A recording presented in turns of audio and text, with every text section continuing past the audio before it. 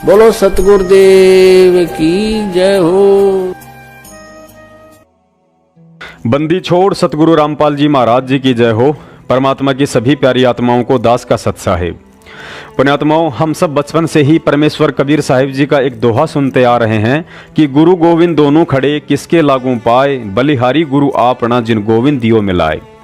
अर्थात जब एक भगत ने अपने सामने सतगुरु और भगवान दोनों को खड़ा देखा तो दुविधा में पड़ गया कि पहले किसको दंडवत प्रणाम करूं। कहते हैं उसी समय गोविंद अर्थात कबीर साहिब जी ने इशारा किया कि सबसे पहले अपने सतगुरुदेव जी को दंडवत प्रणाम करो, क्योंकि तुम्हें मेरी अर्थात कबीर की पहचान करवाने वाला तुम्हारा गुरु ही है। फिर एक वाणी के माध्यम से हम मंदबुद्धि प्राणियों को समझाया गया है कि 7 दीप 9 खंड में गुरु से बड़ा ना कोई, करता करे ना कर सके, गुरु करे सो होए। यहाँ सतगुरु के महत्व और उनकी समर्थता को दर्शाया गया है। सतगुरु की रजा बिना मैं कबीर भी तुम्हें काल जाल से मुक्त नहीं करवा सकता, भले ही मैं 7 दीप 9 खंड और 21 ब्रह्मांड सहित सारी सृष्टि का रचने वाला हूँ। 622 वर्ष पहले कबीर साहिब जी ने कभी भी अपना प्रगट दिवस मनाने के लिए किसी को कोई आदेश नहीं दिया था, लेकिन फिर भी आज पूरी दुनिया उनका प्रगट दिवस बड़े ही हर्षोल्लास के साथ मनाती है, क्योंकि ज्ञान आधार से उन लोगों ने कबीर साहिब जी को पहचाना कि वे ही पूर्ण परमात्मा है, जो 622 वर्ष पूर्व सन 1398 में हम आत्माओं के आत्म कल्याण के लिए शिशु रूप धारण करके आए थे। लेकिन यहाँ सोचने का विषय यह है कि कबीर साहिब जी पूर्ण परमात्मा है या नहीं, वे कहाँ रहते हैं, कैसे मिलते हैं, उनकी प्राप्ति की भक्ति विधि क्या है, इन सभी बातों की सही और प्रमाणित जानकारी आप और हमें किस महापुरुष ने बताई? सतगुरु रामपाल जी महाराज जी ने। तो हमारे लिए प्रथम पूजनीय कबीर साहिब जी हैं या सतगुरु रामपाल जी महाराज जी हैं? यहाँ एक विवेकी भगत का यही जवाब होगा कि परमेश्वर कबीर साहिब जी से पहले हमारे लिए सतगुरु रामपाल जी महाराज जी प्रथम पूजनीय हैं, क्योंकि बिना उनकी शरण और तत्व ज्ञान उपदेश के ना ही तो हम कबीर साहिब जी के विषय में जान सकते थे और ना ही उनकी प्राप्ति का मार्ग मिल सकता था। अतः कबीर साहिब जी की तरह सतगुरु रामपाल जी महाराज जी कभी नहीं कहेंगे कि 8 सितंबर को आप सभी भगत मिलकर मेरा अवतरण दिवस मनाओ। परमात्मा कहते हैं जगत का पेखना पेख्या, धनी का नाम ना लेखा। यह विचार तत्व ज्ञान को आधार बनाकर आपने स्वयं ही करना पड़ेगा कि जिस महापुरुष संत रामपाल जी महाराज जी ने मेरा हाथ पकड़कर मुझे आत्म कल्याण और परमात्मा तक पहुंचने का मार्ग दिखाया है, और उन्होंने किस दिन हम जीवों के उद्धार के लिए इस पृथ्वी पर अवतार लिया था, क्योंकि अवतार और जन्म लेकर आने में बहुत अंतर है। जन्म एक सामान्य जीव लेता है, जबकि अवतारी पुरुष वह होता है जो ऊपर के लोगों से परमात्मा के आदेश से किसी विशेष मिशन को अंजाम देने के लिए भेजा जाता है। और संत रामपाल जी महाराज जी वह अवतारी शक्ति है जिनको परमात्मा कबीर साहिब जी ने 8 सितंबर सन 1951 में एक विशेष मकसद से इस पृथ्वी पर अवतरित किया था। 2014 बरवाला कांड से पहले जब एक भगत ने सतलोक आश्रम बरवाला में संत रामपाल जी महाराज जी की माता इंद्रो देवी जी से उनके जन्म के विषय में पूछा, तो माता जी ने बताया था कि गुरु जी के अलावा मेरी कोख से जितने भी बच्चे पैदा हुए हैं उस समय मुझे बहुत प्रसव पीड़ा हुई थी, लेकिन गुरुजी के समय मुझे कुछ भी महसूस नहीं हुआ था, ना ही प्रसव पीड़ा हुई और ना ही 9 महीने तक गर्भ के समय कुछ महसूस हुआ। पुण्यात्माओं, अवतारी महापुरुष सूक्ष्म रूप से कोख में रहने की लीला करते हैं। गुरुजी ने बताया कि सुखदेव ऋषि 12 साल तक वेदव्यास जी की पत्नी के गर्भ में रहे, लेकिन वेदव्यास जी की पत्नी को महसूस तक नहीं हुआ, और 12 साल बाद जब वे गर्भ से बाहर आए तब भी वेदव्यास जी की पत्नी को पता नहीं चला था, और बाहर आते ही सुखदेव ऋषि जी ने अपने शरीर को 12 साल के बच्चे का बना लिया था। अतः जो लोग संत रामपाल जी महाराज जी को जन्म लिया हुआ मानकर 8 सितंबर के दिन को सतगुरु दिवस के रूप में मनाने से डर रहे हैं, यह उनकी नासमझी और तत्व ज्ञान की कमी है। इसमें भी कोई संशय नहीं है कि परमेश्वर कबीर साहिब जी परमात्मा हैं और उनका प्रगट दिवस मनाना हमारे लिए खुशी की बात है। लेकिन आज कलयुग की इस बिचली पीढ़ी में हमारे लिए कबीर प्रगट दिवस से बढ़कर 8 सितंबर सन 1951 का वह दिन अधिक सौभाग्यशाली है, जिस दिन संत रामपाल जी महाराज जी ने गांव धनाना, जिला सोनीपत, हरियाणा की पावन भूमि पर आदरणीय भगत नंदराम जी और माता इंद्रो देवी जी के घर अवतार लिया। पुण्यात्माओं, आने वाले 8 सितंबर को आप और हम सभी भगत भाई बहन मिलकर इस दिन को सतगुरु दिवस के रूप में मनाकर केवल शुरुआत करने जा रहे हैं, लेकिन आने वाले समय में पूरा विश्व 8 सितंबर के दिन को सतगुरु दिवस के रूप में मनाया करेगा। सन 2014 से पहले संत रामपाल जी महाराज जी के कर कमलों द्वारा लिखी गई पुरानी ज्ञान गंगा के पेज नंबर 149 पर फ्रांस के भविष्य वक्ता नास्त्रदमस ने सतगुरु रामपाल जी महाराज जी की तरफ इशारा करते हुए कहा है कि उसे छोटा ज्ञानदीप न समझें, उस तत्ववेता महापुरुष को सिंहासन पर बैठाकर आराध्य देव मानकर पूजा करें। वह सत्य पुरुष का अनुयायी दुनिया का तारणहार होगा।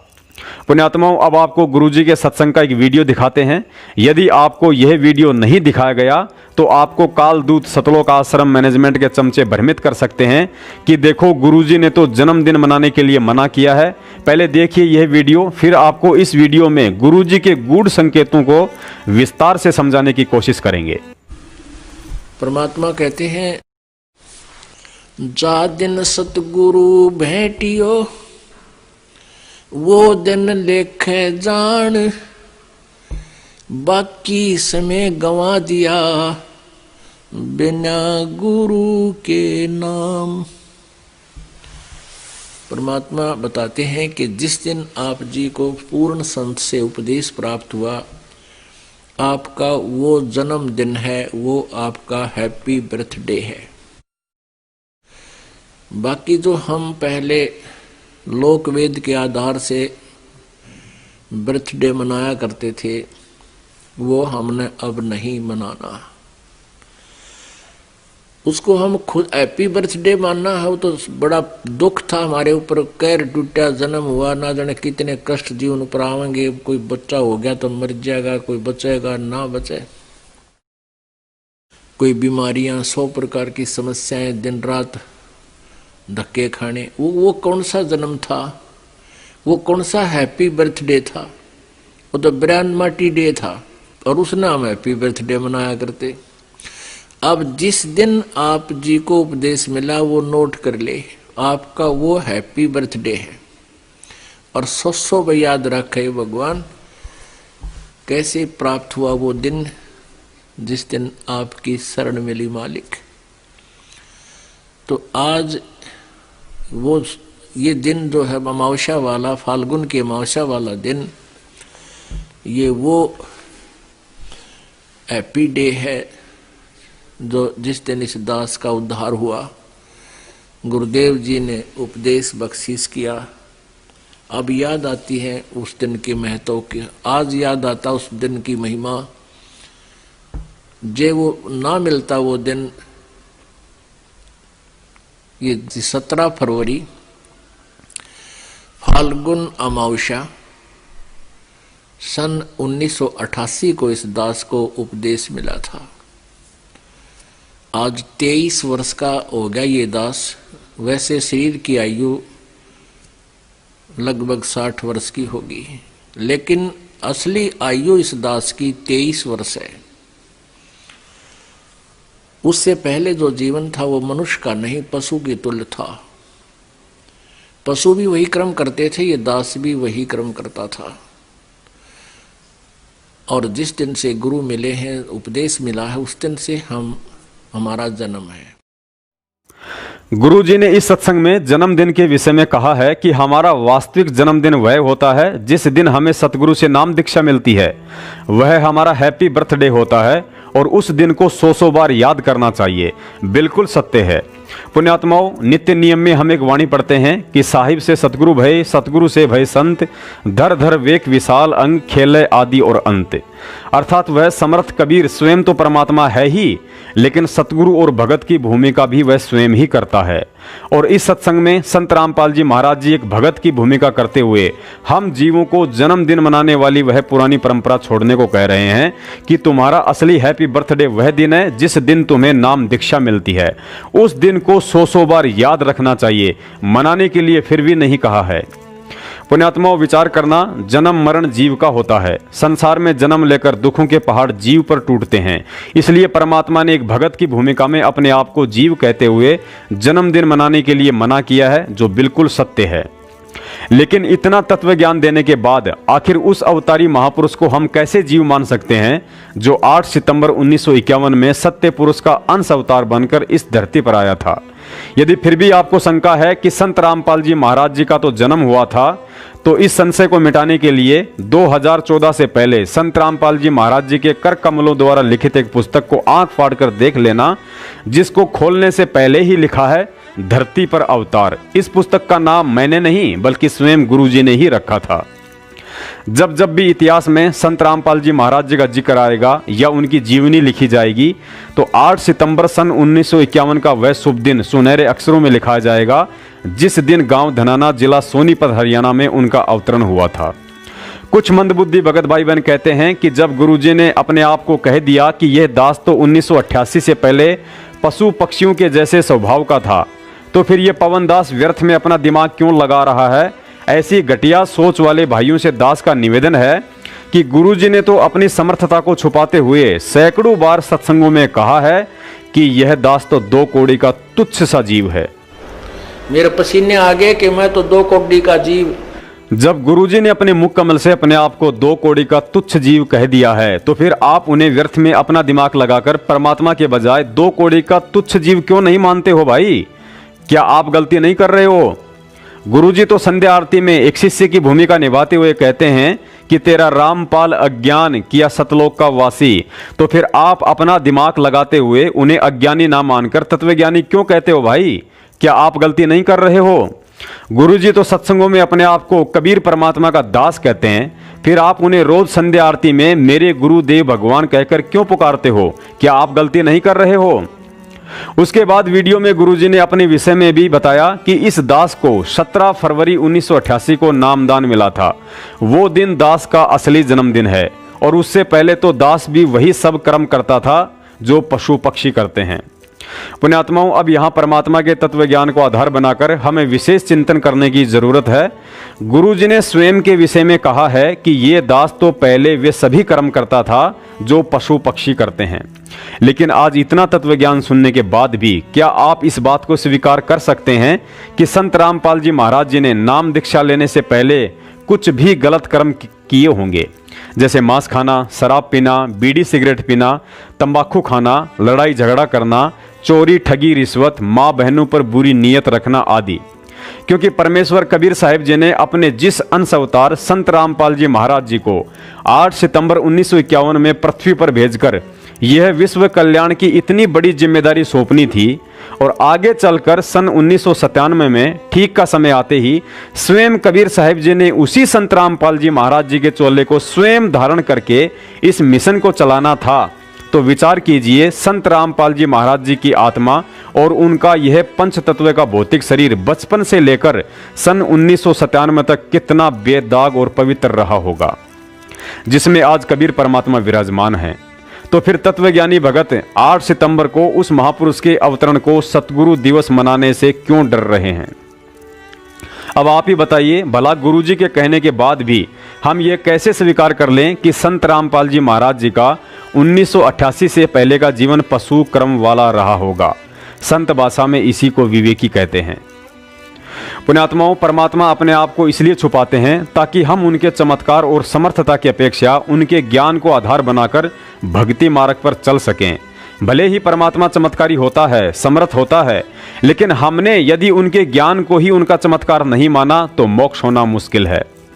जो व्यक्ति अनजाने में यह समझते हैं कि संत रामपाल जी महाराज जी को आध्यात्मिक शक्ति स्वामी राम देवानंद जी से 1988 में नाम दीक्षा लेने के बाद मिली है, तो यह उनका भ्रम है। क्योंकि परमात्मा जिस आत्मा को अपने मिशन के लिए चुनते हैं उस आत्मा को एक पावर हाउस की तरह अपनी शक्तियों से ओत प्रोत करके भेजते हैं।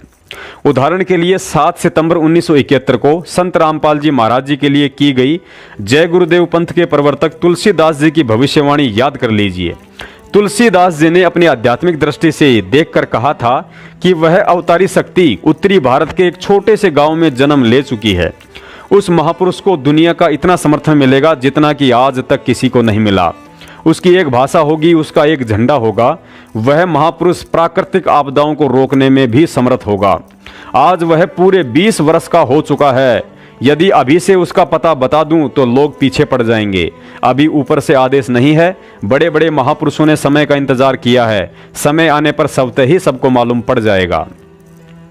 पुण्यात्माओं, अब आप स्वयं विचार कीजिए, यदि संत रामपाल जी महाराज 8 सितंबर सन 1951 में परमात्मा द्वारा भेजी गई विशेष अवतारी शक्ति ना होती और यदि उनके पास जन्म से ही परमेश्वर प्रदत्त आध्यात्मिक पावर ना होती तो भला तुलसीदास जी की भविष्यवाणी के अनुसार फिर कैसे 20 साल की उम्र में ही दुनिया उनके पीछे पड़ जाती?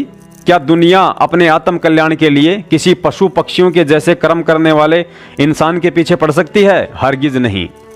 पुण्यात्माओं, अब आगे दास आपको सतगुरुदेव जी के आशीर्वाद से उन्हीं की समर्थता के विषय में कि संत रामपाल जी महाराज असल में कौन है, एक ऐसी गूढ़ बात बताने जा रहा है जिसको समझना आपके मजबूत भक्ति संस्कार और आध्यात्मिक स्तर पर निर्भर करता है।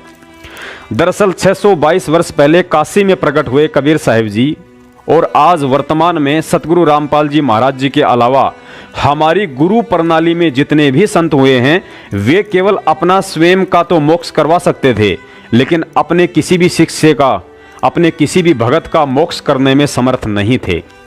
उन सभी संतों को, चाहे उनमें आदरणीय गरीबदास जी महाराज जी हों या हमारे दादा गुरुदेव स्वामी रामदेवानंद जी महाराज जी हों, कबीर परमात्मा ने उन सभी को एक डाकिए अर्थात संदेशवाहक के रूप में काम लिया था ताकि इस सारनाम रूपी अनमोल जड़ी बूटी को काल दूतों से बचते बचाते सतगुरु रामपाल जी महाराज जी तक पहुंचाया जा सके।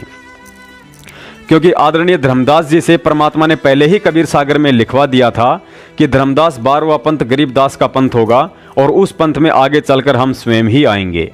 और जिस तरह काशी में जगत गुरु कबीर परमात्मा ने गुरु शिष्य परंपरा को बनाए रखने के लिए स्वामी रामानंद जी को अपना मुंह बोला गुरु बनाया था, ठीक उसी तरह 8 सितंबर 1951 में अवतरित संत रामपाल जी महाराज जी ने 17 फरवरी 1988 के दिन स्वामी रामदेवानंद जी महाराज जी से नाम दीक्षा मात्र गुरु शिष्य परंपरा को बनाए रखने के लिए ही ली थी। यदि स्वामी रामदेवानंद जी महाराज जी में संत रामपाल जी महाराज जी का मोक्ष करने की समर्थता होती तो आज संत रामपाल जी महाराज जी के चोले में कबीर परमात्मा ये शब्द कभी नहीं गाते कि रामपाल मुक्ति तब पाई जब मिले कबीर भगवान। अर्थात यहाँ स्पष्ट है कि संत रामपाल जी महाराज जी की आत्मा को मुक्ति 17 फरवरी 1988 में स्वामी रामदेवानंद जी महाराज से नाम दीक्षा लेकर नहीं, बल्कि मार्च 1997 में जब कबीर साहिब जी ने आकर उन्हें सार शब्द दिया तब हुई थी। और आज सर्वविदित है कि स्वयं कबीर साहिब जी ही उनके चोले में सारा खेल खेल रहे हैं। अब हम वापस वहीं 8 सितंबर को सतगुरु दिवस मनाने की बात करते हैं। यदि आप मानते हो कि गुरुजी के वीडियो के अनुसार हम भक्तों के लिए वह दिन सतगुरु दिवस के रूप में मनाना अति उत्तम है जिस दिन 17 फरवरी 1988 को उन्हें नाम दीक्षा मिली थी, तो फिर 17 फरवरी से भी उत्तम दिन तो मार्च 1997 का वह दिन होना चाहिए जिस दिन कबीर परमात्मा ने सार सबर देकर उनकी आत्मा को यहां से मुक्त किया था। अब यदि आप कहेंगे कि 17 फरवरी 1988 को यदि संत रामपाल जी महाराज जी को नाम दीक्षा ही नहीं मिलती तो मार्च 1997 में उनका मोक्ष कैसे हो सकता था? अतः सतगुरु दिवस के लिए 17 फरवरी का दिन ही उत्तम है। तो फिर यह भी सत्य है कि यदि 8 सितंबर 1951 में उस महापुरुष का इस पृथ्वी पर अवतरण ही ना होता तो 17 फरवरी 1988 में नाम दीक्षा किसे मिलती? और यदि 17 फरवरी 1988 में नाम दीक्षा नहीं मिलती तो फिर मार्च 1997 में मोक्ष किसका होता? अर्थात हर हाल में इस कलयुग में भगत समाज के लिए यदि कबीर प्रगट दिवस से भी बढ़कर कोई विशेष दिवस महत्व रखता है तो वह 8 सितंबर को सतगुरु दिवस है। यदि आप कबीर साहिब जी के बाद आज वर्तमान में संत रामपाल जी महाराज जी को परमात्मा मानते हो तो ध्यान रखना कबीर साहिब जी का वह दिन कभी नहीं मनाया जाता जिस दिन उन्होंने काशी में स्वामी रामानंद जी से नाम दीक्षा ली थी, बल्कि वही दिवस मनाया जाता है जिस दिन वे शिशु रूप में लहर तारा तालाब पर प्रकट हुए थे। अब यदि इसके जवाब में कोई व्यक्ति कहे कि भाई 600 साल पहले तो साक्षात कबीर परमात्मा थे, अरे भाई साहब, यदि 600 साल पहले कबीर परमात्मा थे तो फिर आज संत रामपाल जी महाराज जी कौन हैं? क्या आप उन्हें परमात्मा नहीं मानते? अतः 17 फरवरी 1988 का दिन उस समय एक भगत की भूमिका कर रहे संत रामपाल जी महाराज जी के लिए शुभ और हैप्पी बर्थडे हो सकता है, लेकिन हम भक्तों के लिए यदि कोई शुभ दिन और हैप्पी बर्थडे है तो 8 सितंबर 1951 का वह मंगल दिन है जिस दिन कबीर साहिब जी का हम आत्माओं के उद्धार के लिए एक बार पुनः इस कलयुग में अंश अवतार के रूप में अवतरण हुआ। अंश अवतार के विषय में गुरुजी ने एक सत्संग में द्रौपदी का उदाहरण देकर समझाया था कि द्रौपदी शेरावाली माता दुर्गा का अवतार थी, अर्थात जरूरी नहीं कि स्वयं दुर्गा ही जन्म ले, वह अंश अवतार के रूप में अपनी शक्ति भी भेज सकती है। पुण्यात्माओं, गुरुजी ने एक सत्संग में बताया कि यदि भगवान आएगा तो कोई सिर पर सींग लगाकर नहीं आएगा। जीवों को तत्व ज्ञान देकर वह स्वयं ही अपनी पहचान करवाता है कि मैं कौन हूं, क्योंकि काल लोक में परमार्थ के लिए निस्वार्थ होकर अपना सर्वस्व न्योछावर कर देने वाला कोई इंसान नहीं बल्कि भगवान ही होता है। हम भक्तों की सबसे बड़ी कमी यही है कि इतना तत्व ज्ञान देने के बाद गुरु अपने आप को भगवान कहेगा नहीं और हम मूर्ख इस ज्ञान को आधार बनाकर उन्हें भगवान मानेंगे नहीं। 600 साल पहले के विषय में भी गुरु जी यही कहते हैं कि उस समय हम मार केवल इसी कारण खा गए क्योंकि हमने कबीर साहिब जी को भगवान नहीं माना, और यही स्थिति आज संत रामपाल जी महाराज जी के साथ हो रही है। अतः कमी गुरु की नहीं बल्कि हम नीचों की है, वरना गुरु जी ने तो अपने सत्संगों में सब कुछ साबित कर दिया कि तुम्हारा गुरु कौन है।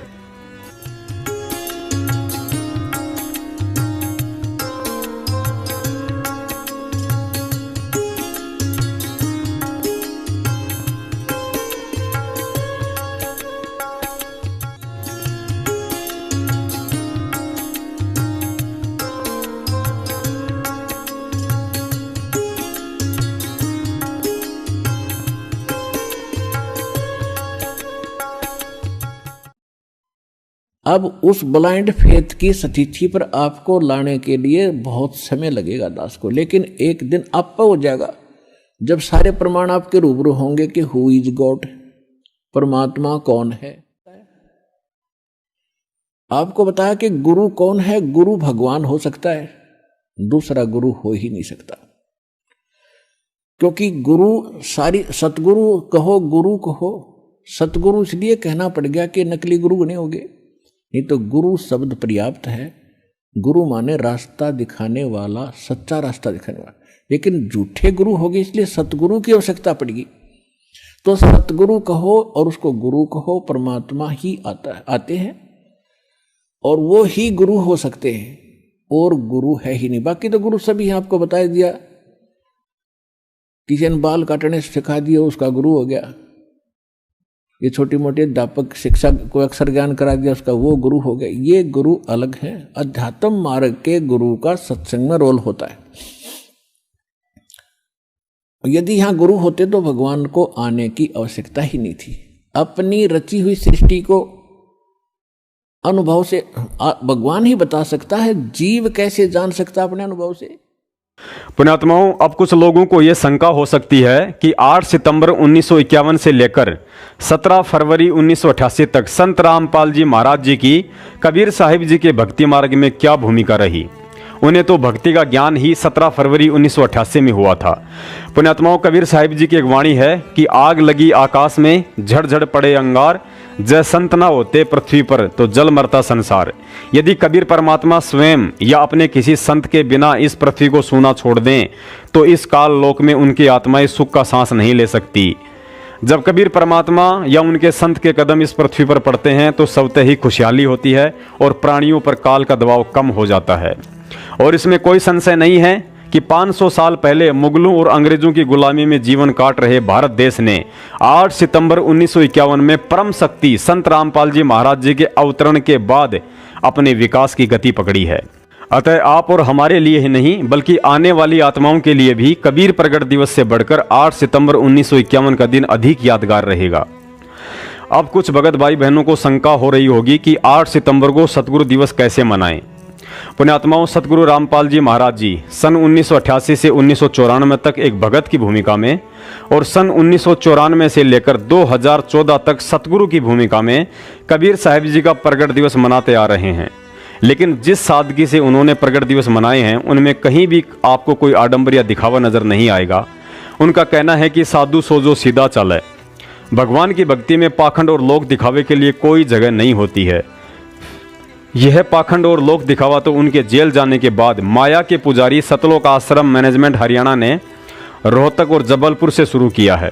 8 सितंबर को सतगुरु दिवस मनाने के लिए हमें ना ही तो मैनेजमेंट के तरह भक्तों की मेरठ या किसी अन्य एक जगह भीड़ जमा करनी है, ना ही भंडारे के नाम पर अपने मन की तृप्ति के लिए लड्डू जलेबियां बनानी है।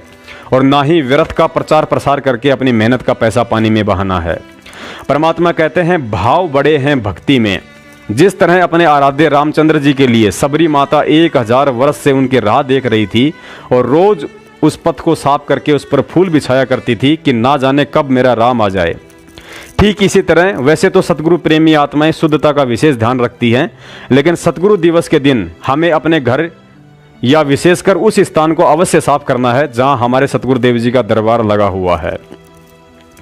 यदि आपके निवेदन पर आपके आसपास के भगत भाई बहन या पड़ोसी उस दिन हरि चर्चा में शामिल होते हैं तो अच्छी बात है, अन्यथा अपने परिवार के साथ मिलकर आप जी देसी घी में सतगुरुदेव जी को भोग लगाने के लिए पाव, आधा किलो या 1 किलो का हलवा राम बनाएं। सादा भंडारा बनाएं, जैसे कि सब्जी पूरी या दाल रोटी, साथ में खीर राम भी बना सकते हैं। उसके बाद सुबह 11 बजे से पहले पहले आपने जो हलवाराम और भंडारा बनाया है उसको एक थाल में अलग से निकालकर स्वच्छ कपड़े से ढककर परमात्मा के दरबार में रखकर भोग की आरती चलाकर उन्हें भोग लगाएं। भोग की आरती आप YouTube पर हमारे चैनल ट्रू वीडियो से डाउनलोड कर सकते हैं, जो तकरीबन 44 मिनट के आसपास की है, या फिर इस वीडियो के डिस्क्रिप्शन बॉक्स में उसका लिंक दिया हुआ है, आप जी वहां से भी डाउनलोड कर सकते हैं। भोग आरती संपूर्ण होने के उपरांत सभी भाई बहन या परिवार के सदस्य मिलकर 1 घंटे, 2 घंटे या 3 घंटे का, जैसा भी आपको प्रेरणा हो, सत्संग सुनिए।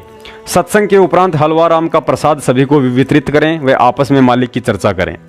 असुर निकंदन रमेणी के बाद सभी को भंडारा करवाएं। भोग प्रसाद का थाल में अलग से रखा हुआ भंडारा भी थोड़ा थोड़ा प्रसाद रूप में सभी को वितरित करें। यदि कोई भगत भाई बहन कुछ फल फ्रूट लेकर आते हैं तो सर्वप्रथम उन्हें जल से धोकर सतगुरुदेव जी को भोग लगाएं, उसके बाद सभी में बांट दें। ध्यान रहे, सत्संग में आई हुई किसी भी आत्मा को ज्ञान चर्चा या शंका समाधान में मनसा वाचा कर्मणा कोई ठेस ना पहुंचे। और ठीक इसी सादगीपूर्ण विधि से यदि अगले कबीर प्रगट दिवस तक सतगुरुदेव जी हिसार जेल से नहीं आते हैं तो आप सभी ने आडंबर और लोक दिखावा और पाखंडी सतलोक आश्रम मैनेजमेंट हरियाणा कोऑर्डिनेटर और नामदान संचालकों से दूर रहकर अपने अपने घर पर ही सादगी के साथ परमात्मा कबीर साहिब जी का प्रगट दिवस मनाना है।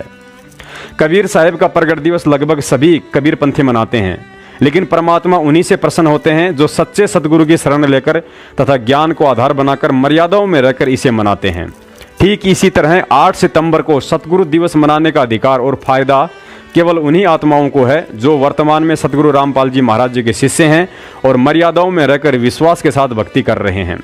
अपने आप को सतगुरु रामपाल जी महाराज जी का भगत कहने वाले वे लोग भले ही 8 सितंबर को सतगुरु दिवस ना मनाएं, जो सतलोक आश्रम मैनेजमेंट हरियाणा के मनवस आदेशों पर चलते हैं। जो लोग 2014 के बाद मैनेजमेंट द्वारा छपवाई गई मिलावटी पुस्तकों, जीने की राह और ज्ञान गंगा आदि की सेवा समझकर बिक्री कर रहे हैं। जो लोग गुरुजी की पेशी वाले दिन हिसार जाकर 10 गालियां खुद खाते हैं और 10 गुरुजी को दिलवाकर उनकी बदनामी का कारण बने हुए हैं। जो लोग मूर्खता की हद पार करते हुए अपने लाभ के लालच में नामदान केंद्रों पर पाठ, ज्योति और दान का चढ़ावा चढ़ाकर मैनेजमेंट को उस पैसे से कुकर्मों के लिए प्रेरित करते हैं। और वे लोग तो 8 सितंबर को भूलकर भी सतगुरु दिवस ना मनाएं, जो दुनिया को शास्त्रों की सच्चाई बताने के लिए गुरुजी के सत्संग सुनने की शिक्षा देते हैं और स्वयं ट्रू वीडियो चैनल पर नाम खंड के डर से बरवाला कांड के सच्चाई वाली वीडियो देखने से घबराते हैं। अंत में दास की प्रार्थना है, 8 सितंबर तक इस वीडियो को व्हाट्सएप से लेकर फेसबुक आदि पर सभी भाई बहनों को भेजते रहिए ताकि संगत में जागरूकता पनपे और सतलोक आश्रम मैनेजमेंट, नामदान संचालकों व कोऑर्डिनेटर के हाथों दान और भक्ति हानि से बच सकें। पुण्यात्माओं, ध्यान रहे, 8 सितंबर को हम अपना जन्मदिन नहीं मना रहे हैं, बल्कि सतगुरु रूप में हमारे आत्म कल्याण के लिए इस काल लोक में आकर कष्ट उठा रहे परमेश्वर को रिझाने के लिए और उनसे अपनी गलतियों की बारंबार क्षमा याचना के लिए सतगुरु दिवस मना रहे हैं, जिसका मकसद केवल सतगुरु की महिमा का गुणगान और हम नीचों को साक्षात दर्शन और सत्संग के लिए जेल से बाहर आने की प्रार्थना करना ही रहेगा। सत साहेब, बंदी छोड़ सतगुरु रामपाल जी महाराज जी की जय हो।